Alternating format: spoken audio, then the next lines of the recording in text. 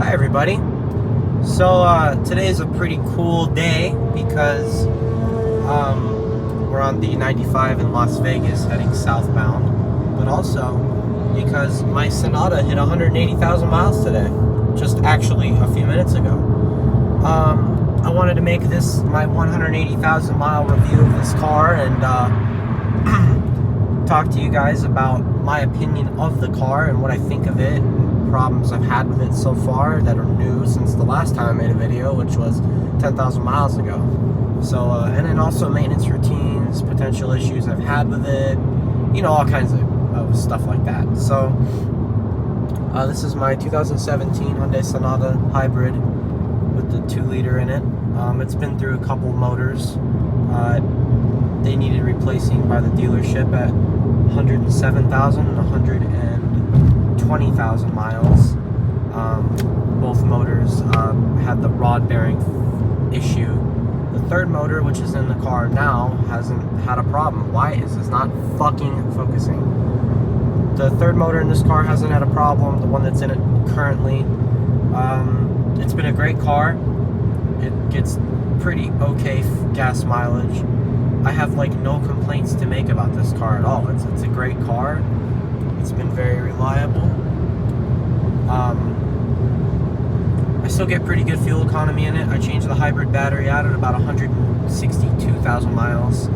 That's when I changed out the battery for a reman battery.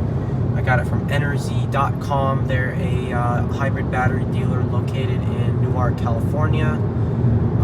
I had the battery shipped to Las Vegas. I put it in the car, and I've put about 18,000 miles on that battery so far, and I haven't had a single issue with it. It charges fine. Gas mileage is okay. I think the reason it has been a little low lately is because I've been a lead foot to the car, but in retrospect, I put about 15 gallons in this gas tank, and I've driven 328 miles, and I'm at half a tank, a little under half a tank. So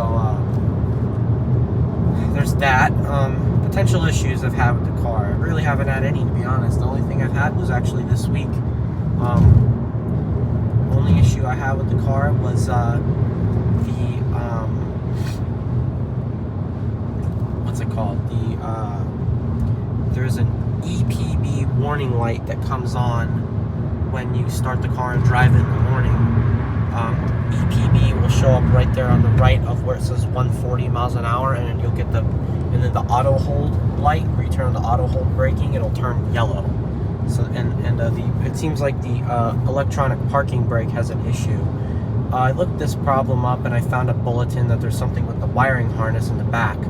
So I noticed that the brake wasn't, when I had pulled the parking brake while that light was on, I noticed that my driver's side parking brake wasn't engaging. So only the passenger side, because when you engage the parking brake, put the car in gear and press the gas pedal, I'd feel that the car is pulling to the side. So like as if the back wheel on the driver's side, the parking brake wasn't engaging. So I actually I took the wheel off and unplugged that harness, and I started the car, and I had the same lights come on. So I just blew the harness with my mouth, and I plugged it back in tightly, and I haven't had the problem come back on in a couple hundred miles. So I guess that's all that was. And then the other issue I've been having with the car that might turn into something major, but I'm not really sure, is in the morning when you start the car up and drive it.